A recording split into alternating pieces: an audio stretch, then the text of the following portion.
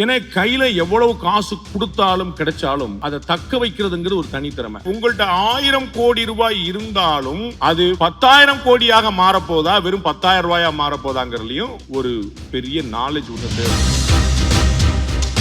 Gold வந்து ஒரு பியூட்டிஃபுல்லான கமாடிட்டி. காலகாலம் அவங்களுக்கு தெரியும் தங்கத்தோடைய வேல்யூ முந்தானத்து நேத்து இல்ல. நமக்கு விவரம் தெரிஞ்ச காலத்துல இருந்து ராமாயண மகாபாரத காலத்துல தங்கம்னா வேற தங்கம்டா அப்படிமா. சோ நம்ம வீட்டு பிள்ளைகளுக்கே தங்கம்னு பேரு. அந்த மாதிரி தங்கங்கிறது ஒரு ஆச்சரியமான விஷயம். இந்த முதல் வரி சொல்றாங்க அடமான நகையை மீட்டலாம், அப்புறம் அடமான நகை வித்துடலாம். ரெண்டாவது வரி உனக்கு கையில் நிறைய காசு பா, அப்புறம் தங்கம் உன் பணம் அது ஏன் பணம். லாங் டேர்மா நம்ம வந்து நமக்கு வருமானம் வந்தா போதும் அப்படின்னு இந்த டாடா மாதிரியான நிறுவனங்கள் இருக்கு. நிதானமா மெதுவா அமைதியா அப்படி போயிட்டே இருக்குது. போறாங்க ஜாக்வார் கம்பெனியை வாங்குறாங்க, ஏர் இந்தியா வாங்குறாங்க. ஒரு அங்கங்க ஆக்சிடென்ட் ஆகி படக்குன்னு ஃபிளைட்லாம் விழுந்தா கூட எந்திரிச்சு வராங்க, சமாளிச்சு போயிட்டு இருக்காங்க. லாங் டேர்மா போயிட்டு இருக்காங்க. அப்படி போட்டு அப்படி காசு எடுக்கணும் அப்படின்னு அதானிட்ட போனா வந்து கிடைச்சு. அப்படி போனா இப்படி ஒரு படத்துல சொல்லுவாங்கல்ல, வக்கீல் இப்படி போட்டு இப்படி கேஸ் முடிச்சிடலாம். அப்படி போனா அங்க போய் நிக்கிறாங்க. Giriga's Summer Sale. Buy any AC and get free 2 nights, 3 days holiday package. உங்கள் சத்யாவில் குளு குளு ஏசி ஆஃபர். சம்மர் வந்தாச்சு. What's your plan for this holiday? எங்க கிட்ட விட்டுருங்க, நாங்க பாத்துக்கிறோம். VGT Holidays. GT Holidays, South India's #1 travel brand. இந்த பேனல் பெரிய லிஸ்ட் போட்டிருந்தாங்க காலையில இருந்து. நிறைய பேருக்கு என்னைய தெரியாது, நிறைய பேரை எனக்கு தெரியாது. நானும் ஒரு 4 பேருடைய ஸ்பீச்சை ஃபுல்லாக கேட்டேன். தூக்கம் வர்ற மாதிரி இருந்துச்சு. தூங்கக்கூடாதா, ஏதோ பணம் பற்றி பேசுகிறாங்க, கொஞ்சம் அலர்ட் ஆடுறா பாண்டே, ஏதோ பணம் பற்றி பேசுகிறாங்கன்னு உட்காந்து ஃபுல்லாக முடிச்சு பார்த்தேன்.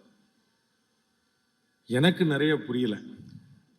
அதற்கான காரணம் என்னென்னா, அநேகமாக இந்த மொத்த கேங்லேயே டிமேட் அக்கௌண்ட் இல்லாத ஒரே ஆளை நான் தான் இருப்பேன்னு நினைக்கிறேன்.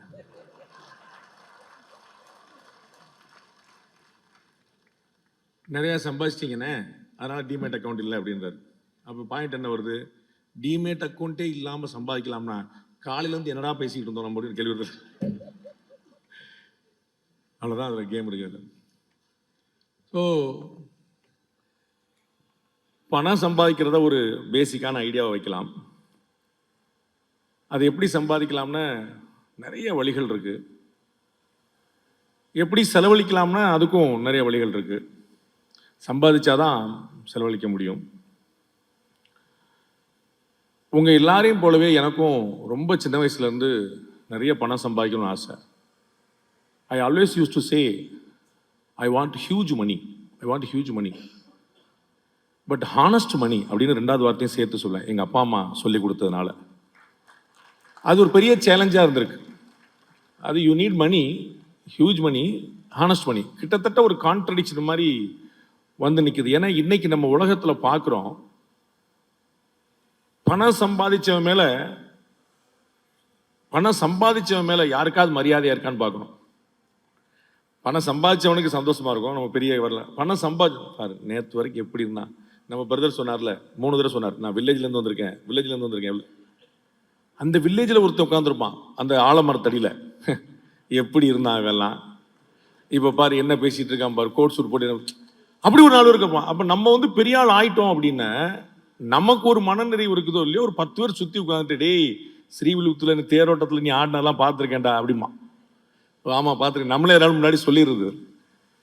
அப்போ ரொம்ப ஒரு பெரிய சேலஞ்சிங்கான விஷயம் கட்டாயம் பணம் சம்பாதிக்கிறது.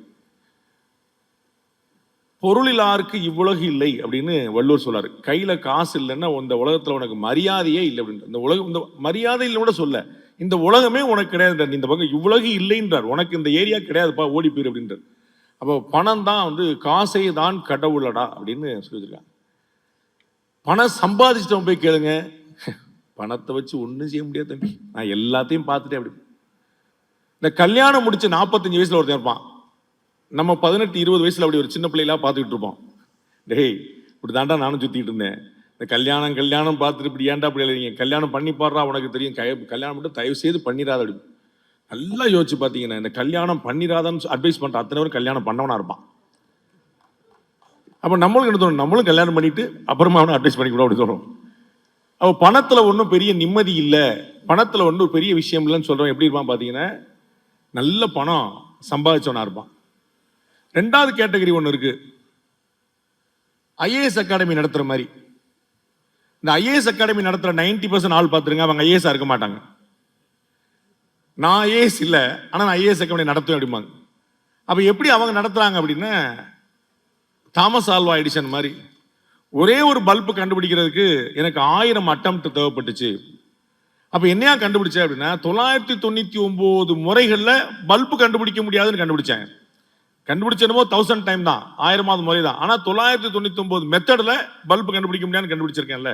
ஸோ எதுலாம் செய்யக்கூடாதுன்னு கிடைச்சாரு. டூஸ் மட்டும் இல்லை, டோன்ஸ் முக்கியம். எல்லா இடத்துலையும் பார்த்துப்பீங்கன்னா டூஸ் எவ்வளோ முக்கியமோ அது டோன்ஸ் முக்கியம். செய்ய வேண்டியது எவ்வளவோ செய்யக்கூடாது அவ்வளோ முக்கியம்னு சொல்லி சொல்லுவோம். அந்த மாதிரி ஒரு பெரிய ஒரு சவாலான விஷயமா நம்ம பார்க்கலாம் இதை. இப்போ நானே யோசிச்சேன், நம்ம இன்வெஸ்ட்மெண்ட் பற்றி, இன்டர்நேஷ்னலாக இருக்கக்கூடிய சிச்சுவேஷன்ஸ் பற்றி இதெல்லாம் நம்ம பேசலாமா அப்படின்னு. அப்போ அதெல்லாம் நம்ம பேசலாமா அப்படின்னு எனக்கு ஒரு டவுட் வந்துச்சு. இப்போ எனக்கு தைரியம் கொடுத்தது யார் அப்படின்னு பார்த்தீங்கன்னா, நமக்கு ரொம்ப வேண்டப்பட்டவங்க தான். எப்போ அரசியல்வாதிகள்லாம் நடிக்க ஆரம்பிச்சிட்டாங்களோ, எப்போ நடிகர்கள்லாம் அரசியல்வாதி ஆரம்பிச்சிட்டாங்களோ, அப்போ நம்ம வரல ஒன்றும் பெரிய தப்பு இல்லை அப்படின்னு பார்த்தேன். நம்மளும் பேசிடுவோம், அப்படி ஒன்றும் பிரச்சனை கிடையாது. சொல்ல முடியாது என்ன நடக்கும்னு.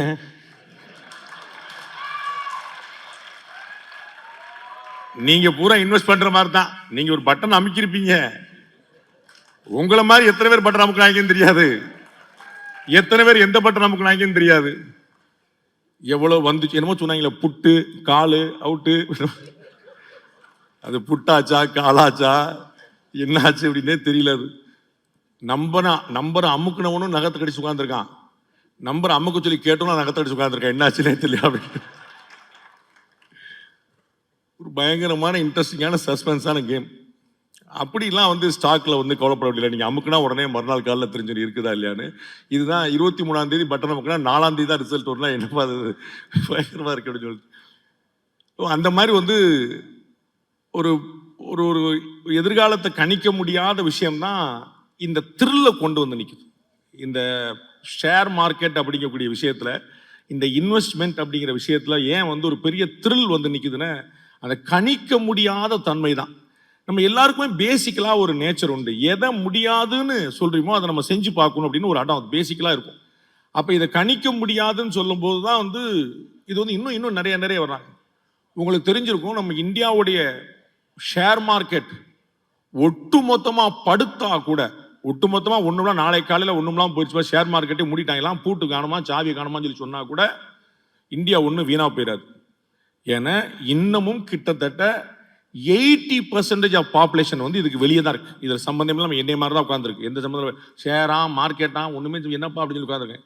உங்களுக்கு நினைவு இருக்குன்னு நினைக்கிறேன், பிரதமர் வாஜ்பாய் அவர்கள் பதவியில் இருந்தபோது அணுகுண்டு சோதனை பொக்ரான் 2 அப்படின்னு அணுகுண்டு சோதனை நடத்தினாங்க. அப்படி அணுகுண்டு சோதனை நடத்தின உடனே அமெரிக்கா நமக்கு பொருளாதார தடை விதிச்சது, சாங்ஷன் அப்படின்னு சொல்லி சொன்னாங்க. பொருளாதார தடை விதிச்சது. பொருளாதார தடை என்ன அப்படின்னா, இந்தியாவுக்கான பொருட்கள்லாம் வராது அப்படின்னு. நம்ம பாரத பிரதமர் அப்ப இருந்தவர் அமெரிக்கன் ஸ்டைலே தான் அதை அறிவிச்சாரு. ரொம்ப முக்கியமான விஷயம், நம்ம அணுகுண்டு சோதனை பண்ணது எவ்வளவு முக்கியமான விஷயமோ அதை விட ரொம்ப பெரிய விஷயம் என்னன்னா, நம்ம அணுகுண்டு சோதனை நாம அறிவிக்கிற வரைக்கும் உலகத்துக்கே தெரியாது. அவ்வளவு சைலண்டா போனோம். நம்ம சாதாரண ஒரு லட்சுமி பட்டாசே சைலண்டா போட முடியாது, ஒரு அணுகுண்டே சைலண்டா போட்டிருக்காங்கன்னா எவ்வளவு விவரமா வேலை பார்த்துருப்பாங்க பாத்துக்கங்க. அமெரிக்காவுடைய சேட்டலைட் இந்த பில்டிங்கை மேல சுத்திட்டு இருக்கு, ஒரு இன்ச்சு பாக்கி இல்லாம. அப்ப எவ்வளவு விவரமா போட்டிருப்பாங்க அப்படிங்கிற பாருங்க. அப்ப நம்ம வாஜ்பாய் அவர்கள் அமெரிக்கன் ஸ்டைல்லையே 2 கொடியை வச்சுக்கிட்டு நடுவில் உட்காந்து பிரஸ் மீட் கொடுத்த போதுதான் நம்ம அணுகுண்டு சோதனை பண்ணோங்கிறது உலகம் தெரிஞ்சது. அவ்வளவு பெரிய ஆச்சரியமான ஒரு விஷயமா பண்ணோம். அப்போ பெரிய அளவில் எதிர்ப்பு தெரிவிச்சு அமெரிக்கா நமக்கு சாங்ஷன் போட்டாங்க. நம்ம இனிமே இந்தியாவுக்கு நாங்கள் பொருட்களை கொடுக்க மாட்டோம்னு ஒரு தடையை விதிச்சாங்க. நம்ப மாட்டீங்க, இந்தியா அதுக்கு ரியாக்ட் பண்ணவே இல்லை. அமெரிக்காவில் இருக்கக்கூடிய லாபிஸ்ட், அமெரிக்காவில் இருக்கக்கூடிய செனட் மெம்பர்ஸ், பார்லிமெண்டரியன்ஸ் எல்லாம் சேர்ந்து சண்டை போட்டு நம்ம எந்த கோரிக்கையும் வைக்காமல் இந்தியா மீதான சாங்ஷனை ரிவோக் பண்ணாங்க அமெரிக்கா. என்ன காரணம்னா, அங்கே நம்மளுடைய ஆட்கள் பூரா நமக்கு ரெப்ரசன்டேட்டிவ் உட்கார்ந்த முறை சொன்னான், சார் அவன்கிட்ட பேஸ்ட் தரமாட்டேன் ப்ரஷ் தரமாட்டேன்னு சொன்னா வேப்பங்குச்சி தேய்ச்சிட்டு போயிடுவான் சார், அவங்களை பற்றி உங்களுக்கு தெரியாது சார், நம்ம தான் சார் விற்கணும், அவன் சாம்பலை தேய்ச்சிட்டு போயிட்டே இருப்பான், இதாண்டா சரி சொல்லிச்சிருப்பான், ஆளும் மேலும் பல்லு குருதி 4ம் 2ம் சொல்லு குருதின்னு சொல்லி வச்சுட்டு போயிருக்காங்க சார், அவங்க குச்சி வச்சு தேய்ச்சி போயிடுவாங்க சார் அப்படின்னு. அவங்க நம்மளை பற்றி அவங்களுக்கு தெரியாது. 140 கோடி பேர், லார்ஜஸ்ட் மார்க்கெட் குளோபலா. ஏன்னா சைனால நீங்க எந்த பொருளையும் விற்க முடியாது. அவனே வச்சு வித்துட்டு இருக்கான். அவனே உலகத்து பூரா வித்துட்டு இருக்கான். மேட் இன் சைனான்னா நம்மளாம் பூரா பயந்துருவோம். அந்த மாதிரி வந்து பெரிய அளவு ப்ராடக்ட் அவனே வித்துட்டு இருக்கான். அப்போ உலக நாடுகளில் ஒரு பொருளை வந்து உற்பத்தி பண்ணா அதை வாங்குறதுக்கான ஆள் யார் அப்படின்னா அது இந்தியன்ஸ். 140 கோடி பேர் இருக்கக்கூடிய மார்க்கெட். அது இந்தியன்ஸோடைய பொட்டன்ஷியல் பார்த்தீங்கன்னா அபரிமிதமானது. ஏஐ உள்பட எதுவாக இருந்தாலும் அதுல நம்பர் 1 நம்மால் இருப்பான். என்ன ஒரே பிரச்சனை, நம்ம ஊர்ல இருக்க மாட்டான், அவன் வெளிநாட்டில் இருப்பான். அவ்வளவுதான் இருக்கு. அப்ப அவனுக்கு என்ன மண்டை இருக்கு, மசாலா இருக்கு, அதை ஃபெசிலிட்டேட் பண்றதுக்கு இங்க எல்லாம் அது வந்து வெளிநாடுகளுக்கு போகணும் அப்படின்னு அதான் தெரியுது. நம்ம நண்பர் சொன்னார்ல, நான் எவ்வளவு தொண்டை தண்ணி யூஸ் பண்ணி என் பேச்சை கேட்டு காப்பி பண்ணி பேசினா 1,00,000 பேர் பாக்குறாங்க, நான் பேசினா 300 பேர் பாக்குறாங்க. அவருடைய வழி எனக்கு தான் தெரியும். அதற்கு முன்னாடி வேற ஒரு தம்பி பேசினாரு, ரொம்ப பியூட்டிஃபுல்லா ரொம்ப ஸ்மார்ட்டா இருந்தாரு. அவர் வந்து எவ்வளவு வியூஸ் வாங்குறது அப்படின்னு சொல்லி பேசினாரு. எனக்கு ரொம்ப கனெக்ட் ஆச்சு. எனக்கு அந்த மேட்டர் தான் ரொம்ப கனெக்ட் ஆச்சு. ஏன்னா எவ்வளவு வியூஸ் வாங்குறதுன்னு சோசியல் மீடியாவில் போனால் எங்கள் ஆட்கள் புரிய மண்டே உடைச்சிட்டு இருப்பாங்க. பை காட்ஸ் கிரேஸ் பார்த்தீங்கன்னா எங்களுடைய சேனலில் நாங்கள் வந்து இது வரைக்கும் 7 வருஷம் முடிஞ்சிருச்சு. ஒரு முறை கூட நாங்கள் சப்ஸ்கிரைப் பண்ணுங்க, பெல் பட்டன் நமக்குங்க, ஷேர் பண்ணுங்க, அதை பண்ணுங்க, இதை பண்ணுங்க சொன்னதே கிடையாது. ஒரு வீடியோவில் சொன்ன கிடையாது, ஒரு நாள் சொன்ன கிடையாது, 7 வருஷமாக சொன்னது கிடையாது. இன்னைக்கு நாங்கள் வந்து கிட்டத்தட்ட 2.6 மில்லியன் சப்ஸ்கிரைபர் வச்சிருக்கிறோம் எங்களுடைய சேனலில். 2.6 மில்லியன் சப்ஸ்கிரைபர். அது எல்லாமே தானா சேர்ந்த கூட்டம், வேற ஒன்றும் இல்லை. அது எல்லாத்தையும் தாண்டி சத்தியத்துக்கு ஒரு வேல்யூ இருக்குது அப்படின்னு நான் ரொம்ப தினமாக நம்புறேன். சரியான விஷயங்களை பேசினா அது வந்து போய் சேரும் ஆட்டோமேட்டிக்காக. நம்ம போய் அவங்கள பிடிச்சிட்டு இழுத்துட்டு வாங்கிக்கோன்னு சொல்லிட்டு நம்ம சொல்லுவாங்கல்ல, பூ கடைக்கு சென்ட் தேவையில்லைல்ல, நம்ம பூ கடைன்னா பூ ஒரிஜினல் பூ வந்து அதுவே மணக்கும்ல அப்படின்ட்டு. ஸோ நமக்கு வந்து இவ்வளோ பெரிய மார்க்கெட்டாக நம்ம இருக்கிறனால இன்வெஸ்ட்மெண்ட் வந்து ஆட்டோமேட்டிக்காக இங்கே தேடி வரும். அது எஃப்டியாக இருக்கலாம், இங்கேயே இருக்கக்கூடிய உற்பத்திக்கான விஷயங்களாக இருக்கலாம். அப்போ நாம் வந்து எப்படி இன்வெஸ்ட் பண்ணுறதுன்னு ஒரு பெரிய கேள்வி வரும். எனக்கு இதில் ஏதாவது நாலேஜ் இருக்குதா அப்படின்னா, செய்தியில் நான் இருக்கிறேன் அப்படிங்கிறது தான் என்னுடைய நாலேஜ். வேற ஒன்று, ஐஎம் அட் நியூஸ், நான் வந்து நியூஸில் இருக்கேன். அது வந்து பல சமயங்களில் நாங்கள் வந்து பொருளாதாரம் பற்றியும் தெரிஞ்சுக்க வேண்டியிருக்கோம். நாங்கள் எங்களுடைய ஜேர்னலிசம் கிளாஸில் சொல்லுவோம், you may not be a master of any particular subject, but you should be aware of every other subject. எல்லா விஷயத்தை பற்றியும் தெரிஞ்சிருக்கணும். ஏஐ வந்து என்ன மாதிரியான இம்பாக்டை கிரியேட் பண்ணும் அப்படின்னா நிறைய விஷயங்களை வந்து கேட்டு தெரிஞ்சுக்கணும். குறைஞ்சபட்சம் நம்முடைய ஐஐடியோடைய டைரக்டர் காமக்கோடிட்டையாவது கேட்டு தெரிஞ்சுக்கணும். அட்லீஸ்ட் நான் சொல்கிறது, அவர் பெரிய மாஸ்டர், நான் அந்த அளவுக்காக நம்ம ஊரில் இருக்கிறாருங்கிறதுக்காக அவரையாவது ரீச் பண்ணி நம்ம வந்து தெரிஞ்சுக்கணும். அப்போ வந்து தெரிஞ்சுக்காத விஷயமே இல்லை. கிரிக்கெட்டில் நீங்கள் வந்து ஒரு பெரிய ஒரு மாஸ்டராக இல்லாமல் இருக்கலாம், ஆனால் கிரிக்கெட்டில் கோல் போட மாட்டாங்க, ரன் எடுப்பாங்கிற பேசிக்காக தெரிஞ்சிருக்கணும். நம்ம வந்து அந்த மாதிரியான ஒரு பேசிக் நாலேஜாக இருக்கணும். அப்போ எல்லா சப்ஜெக்டும் அப்படித்தான் எங்களுக்கும் வந்து மார்க்கெட் வந்து தெரிந்து கொள்ள வேண்டிய கட்டாயம் ஏற்பட்டு. உங்களுக்கு எல்லாருக்கும் ரொம்ப தெரிஞ்ச ஒரு விஷயம், ஹிண்டன்பர்கில் போட்ட ஒரு செய்தி. அவங்க வந்து ஒரு முக்கியமான ஒரு செய்தி போட்டாங்க, இந்தியாவில் அதானி நிறுவனம் செபியை ஏமாற்றி மோசடி செய்து இப்படிலாம் செஞ்சது அப்படின்னு. பயங்கரமான அதிர்வலைகளை ஏற்படுத்துச்சு மார்க்கெட்டில். அதனால நாங்களும் வந்து அந்த ஹிண்டன்பர்க்னா என்ன, செபினா என்ன, அதானி யார் அப்படின்னு நாங்கள் வந்து அதானி யாரெல்லாம் சொல்ல முடியாது, பெரிய பிரச்சனை ஆயிரும், அதனால அதானி அப்படி இருந்துட்டு போட்டோம் அப்படி.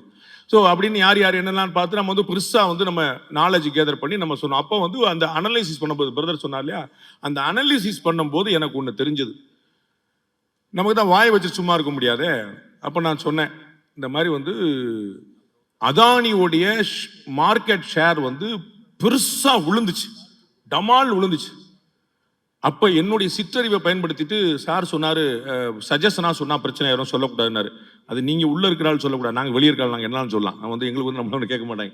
அப்போ நான் வந்து ஆன் ஏர் சொன்னேன் டெலிவிஷனில், அதானியோடைய ஷேரை இப்போ வாங்குங்க, கேரண்டியாக உங்களுக்கு வந்து 2-3 மாதத்தில் ப்ராஃபிட் இருக்குது அப்படின்னு. ஏன்னா நம்ம இந்தியாவில் இருக்கோன்னு எனக்கு தெரியும், அதானி யாருன்னு நான் தெரிஞ்சுக்கிட்டேன். இந்த 2 மேட்டர் எனக்கு கிடைச்சது.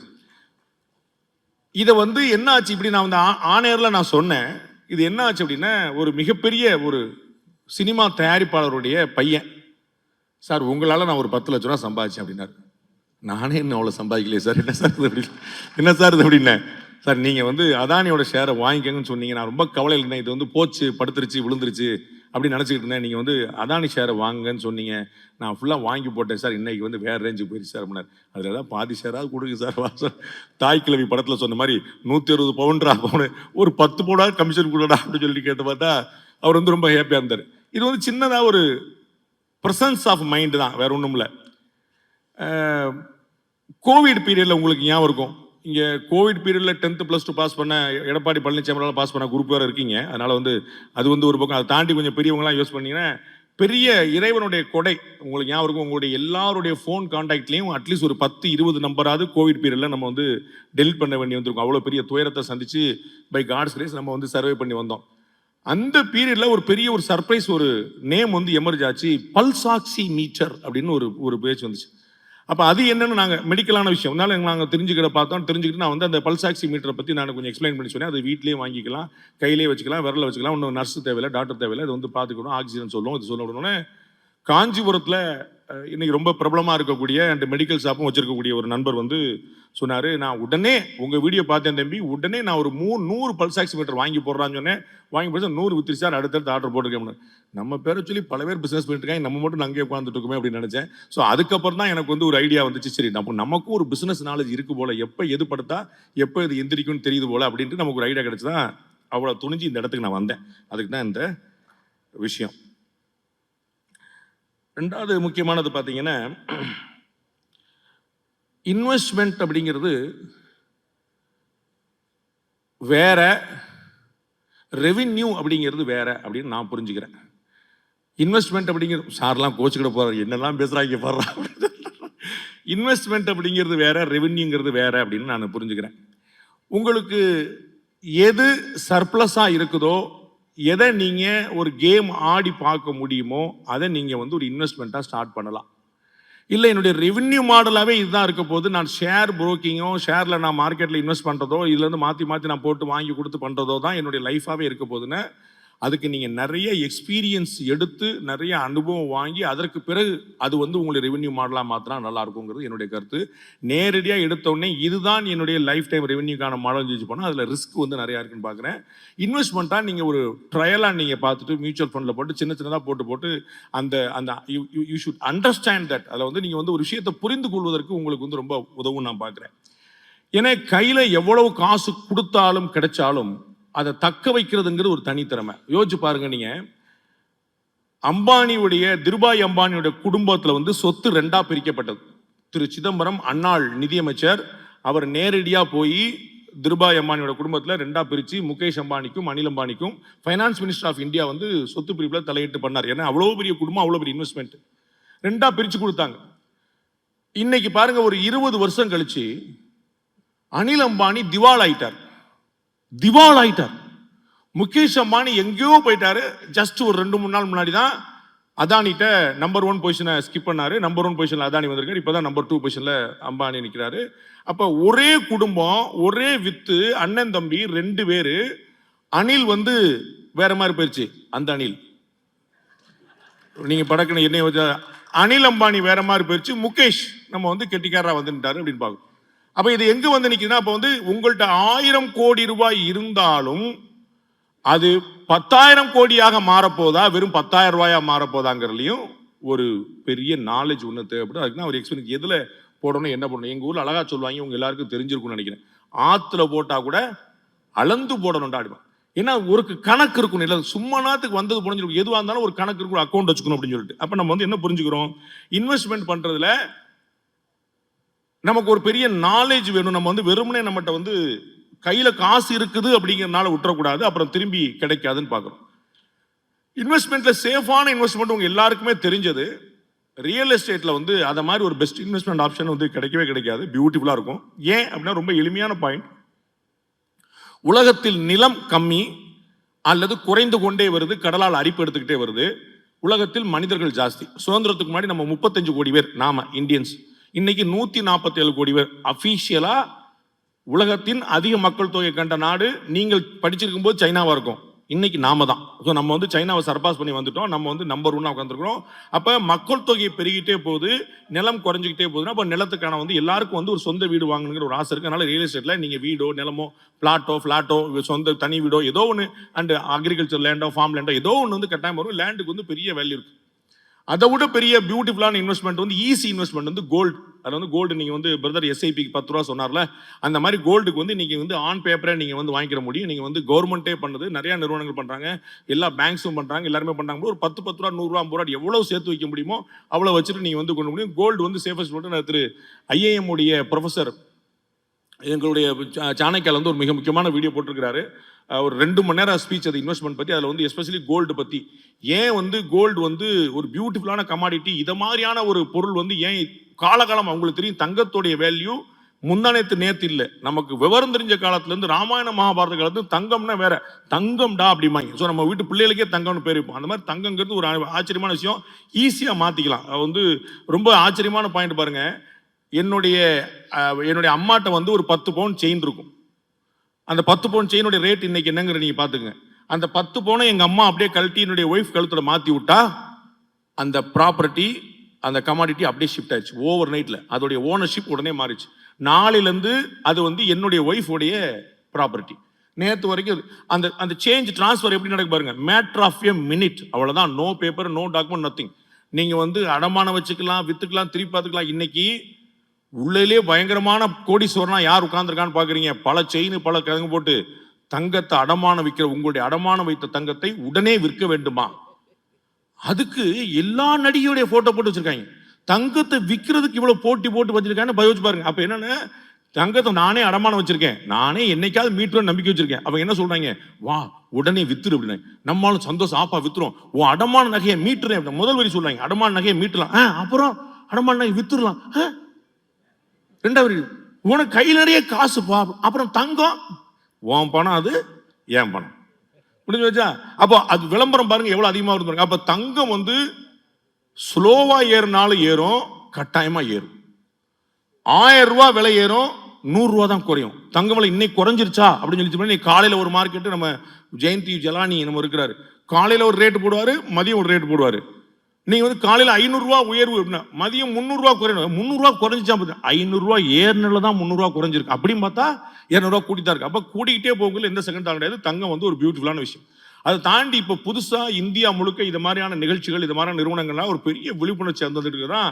இந்த மாதிரியான ஷேர் மார்க்கெட் பத்தின ஒரு பெரிய நாலேஜ், ஆர்வம் எல்லாத்துக்குமே பெருசா வந்து நிக்குது, பெருசா அதிகமா வந்து நிக்கிறாங்க நம்ம பாக்குறோம். எனக்கு தெரிஞ்சு ஒரு நண்பர் இருக்கிறார், எங்களுடைய க்ளோஸ் அசோசியேட்டா இருக்கிறார், சாணக்கியாவோட சேர்ந்து ஒரு ட்ரஸ்ட் ரன் பண்ணிட்டு இருக்காரு. I don't want to name here. அது வந்து ஒரு அவங்களுக்கான ஒரு ப்ரொஜெக்ஷனா நீங்க கருதக்கூடாது அப்படிங்கிறதுக்காக. ரொம்ப தரையிலிருந்து வந்தவர், ரொம்ப சாதாரணமா ஏழை குடும்பத்துல இருந்து வட சென்னையில ஒரு சேரி பகுதியிலிருந்து வந்தவர். இந்த மார்க்கெட்ல இறங்கி ஷேர்னா என்னன்னு வந்து அக்கு வேறு ஆணி வேற பிரிச்சு பார்த்து அடிச்சு நம்பர் 1 புரோக்கரா மாறி வந்து அவர் வந்து எனக்கு புது கிளையன்ட்ஸ் வேண்டாம்ன்றார். நீங்க வந்து நாளைக்கு வந்து, சார் என்கிட்ட ஒரு 100 கோடி ரூபா இருக்கு, நீங்க எனக்கு இன்வெஸ்ட்மெண்ட் பிளானரா நீங்க இருங்கன்னா, வேண்டாம் சார், முடியாது சார், டைம் இல்லை சார். அந்த ரேஞ்சில் போய் வந்து பெரிய லெவல் சம்பாதிச்சிருக்காரு. அவரே பயங்கரமா சம்பாதிச்சிருக்காரு. Just imagine. அவர் நம்ம கூட அசோசியேட் ஆகி சில ட்ரஸ்ட் மூலமா நல்லது பண்ணிட்டு இருக்கோம். அப்போ வந்து இதுல எவ்வளவு சம்பாதிக்க முடியும். ரொம்ப சின்ன டீம் தான் வச்சிருக்காரு. மொத்தமே ஒரு 5-6 பேர், ஒரு 500 பேர் உட்காந்துருப்பாங்க. நம்ம வந்து பழைய படத்துல எல்லாம் பார்ப்போம்ல, இந்த ஷேர் மார்க்கெட் பார்த்தா ஒரு 1000 பேர் உட்காந்துருப்பாங்க, டக்குனு பிஸியா இருப்பாங்க. நம்ம இவ்வளவு ரொம்ப கூலா கம்போஸா சாதாரண மொத்தமே இந்த ஆஃபீஸ்ல 5 பேர் தான் உட்காந்துருக்காங்க. அதோட டேர்ன் ஓவர் வந்து அன்இமேஜினபிளா இருக்குது. அவர்கள் வரக்கூடியவங்க எல்லாம் வந்து இவர் கொடுக்கக்கூடிய இவர் வந்து எவ்வளவு ப்ராஃபிட் பண்ணி தராருங்கிற பொறுத்து அவங்க அந்த கமிஷனை போக எக்ஸ்ட்ரா தந்துட்டு இருக்காங்க. அதை வச்சுதான் அவர் வந்து இந்த ட்ரஸ்ட்லாம் எடுக்காரு. அந்த மாதிரி சம்பாதிக்க முடியும் அப்படிங்கிறது தான் இதுல இருக்கக்கூடிய பெரிய ஃபேஷனேட்டிங்கான பாயிண்ட். திரை உலகம் ஒரு சில நட்சத்திரங்களை தான் உருவாக்குகிறது. ஆனால் எல்லா மின்மணி பூச்சிகளும் நாமும் நட்சத்திரமாக மாற வேண்டும் என்று துடிக்கின்றன. அந்த த்ரில் வந்து அதுல தான். நாமளும் ஒரு நாள் நட்சத்திரம் ஆவோம் அப்படிங்கிறது. அப்போ வந்து அது ரொம்ப நம்மளை நகர்த்திக்கிட்டே போகுதுங்கிற பாப்பா. அந்த நட்சத்திரத்தை பார்க்கறதா நமக்கு வந்து ஒரு நாள் ரீச் ஆகணும் அப்படிங்கிறது கொண்டு போயிட்டு இருக்கு. அதுல எவ்வளவு நாள் சம்பாதிக்க முடியுங்கிற ரொம்ப முக்கியமான விஷயம். இதுல வந்து நானா புரிஞ்சுக்கிட்டது, இன்வெஸ்ட்மெண்ட் வந்து எப்படி பண்ணலாம் அப்படின்னு யோசிச்சுக்கிட்டேன்னா, நீங்க எல்லாம் மாஸ்டர்ஸ், நான் வந்து சும்மா என்னுடைய புரிதலை மட்டும் சொல்லிட்டு, லாங் டேர்மா நம்ம வந்து நமக்கு வருமானம் வந்தா போதும் அப்படின்னு இந்த டாடா மாதிரியான நிறுவனங்கள் இருக்கு. நிதானமா, மெதுவா, அமைதியா அப்படி போயிட்டே இருக்குது. போறாங்க. ஜாக்வார் கம்பெனியை வாங்குறாங்க, ஏர் இந்தியா வாங்குறாங்க. ஒரு அங்கங்க ஆக்சிடென்ட் ஆகி படக்குன்னு ஃபிளைட்லாம் விழுந்தா கூட எந்திரிச்சு போய் வராங்க. இது மாதிரி சமாளிச்சு போயிட்டு இருக்காங்க. லாங் டேர்மா போயிட்டு இருக்காங்க. அப்படி போட்டு அப்படி காசு எடுக்கணும் அப்படின்னா அதானிட்ட போனா வந்து கிடைச்சிடும். அப்படி போனா அப்படி இப்படி ஒரு படத்துல சொல்லுவாங்கல்ல, வக்கீல் இப்படி போட்டு இப்படி கேஸ் முடிச்சிடலாம். அப்படி போனா அங்க போய் நிக்கிறாங்க. இல்ல அம்பானி மாதிரி பாத்தீங்கன்னா 2-3 கவர்மெண்டா, நீங்க எல்லாருமே அதானி சொல்லுவாங்க, இந்த கவர்மெண்டால ஆதாயம் அடைந்தவர்னு திரு ராகுல் காந்தி அவர்கள் தொடர்ந்து விமர்சனம் பண்ணிட்டே இருப்பாரு. அதானி தான் அவங்களுடைய ஃப்ரெண்ட்ஸ் அப்படின்னு சொல்லிட்டே வருவார். இந்த கவர்மெண்டால ஆதாயம் அடைந்தது அதானினா, முந்தின கவர்மெண்டால ஆதாயம் அடைந்தது அம்பானி. அது எல்லாருக்குமே தெரியும். ராஜீவ் காந்தியோட ஃப்ரெண்ட்ஸா இருந்தாங்க, எல்லாருமே போனாங்க, நிறைய விஷயங்கள்லாம் பண்ணாங்க. ஸோ நமக்கு வந்து இடையில ஒன்று வேணும்னா நம்ம வந்து அம்மாண்ட போல இந்த மாதிரி வந்து வேற 3 டேமா வந்து பார்த்துட்டு long term, short term, middle அப்படின்னு சொல்லி நிறைய ட்ரை பண்ணாங்க. இது மாதிரி கம்பெனியில் பார்க்க வேண்டியது.